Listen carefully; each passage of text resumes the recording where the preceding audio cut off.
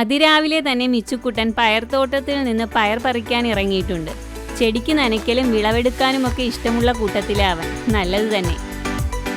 അവൻ ഒരു കുട്ടയും കൊണ്ട് നടന്ന് മുറ്റിയതിനെയും പാകമായതിനെയും നോക്കി പറിച്ചെടുത്തു. ഇടയ്ക്ക് ഒടിയൻ പയറും കയറി വരും അവൻ്റെ കയ്യിൽ. സാരമില്ല, കുഞ്ഞല്ലേ. ഒടിയൻ പയർ എന്നാൽ പിഞ്ചു പയർ. ഒന്നൊടിച്ചാൽ പെട്ടെന്ന് ഒടിഞ്ഞു പോകും.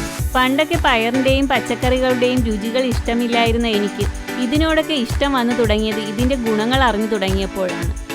പ്രോട്ടീനുകളാൽ സമ്പുഷ്ടമായ പയർ വിറ്റാമിനുകളുടെയും ധാതുലവണങ്ങളുടെയും കലവറയാണ്.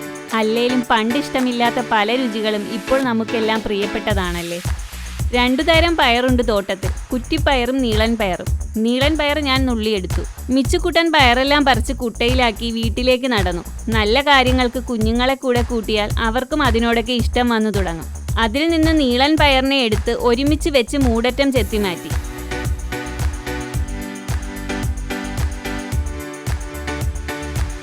ചെറിയ നീളം കഷ്ണങ്ങളായി അരിഞ്ഞ് പാത്രത്തിലോട്ട് മാറ്റി.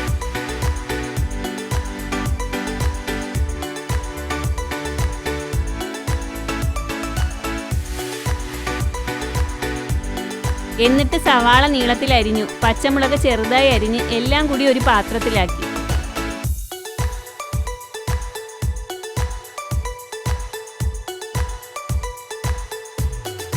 എന്നിട്ട് ചട്ടി വെച്ച് ചൂടായപ്പോൾ വെളിച്ചെണ്ണ ഒഴിച്ചു. ഒന്ന് ചൂടായപ്പോൾ കടുകിട്ടു. പൊട്ടി വന്നപ്പോൾ ഉണക്കമുളകും ഇട്ട് അതിലേക്ക് കറിവേപ്പിലയും ഇട്ട് ഒന്ന് ഇളക്കി.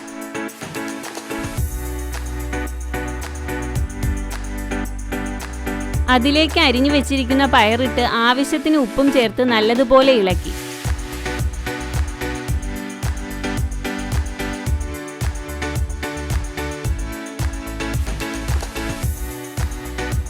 മൂടി കൊണ്ട് അടച്ചു വെച്ച് വേവിച്ചു. ഇടയ്ക്ക് തുറന്നൊന്ന് ഇളക്കി കൊടുക്കണം. പാകമായപ്പോൾ മൂടി തുറന്നു ഒന്നിളക്കി. പയർ മെഴുക്ക് വരട്ടി ഒരു പാത്രത്തിലോട്ട് കോരി.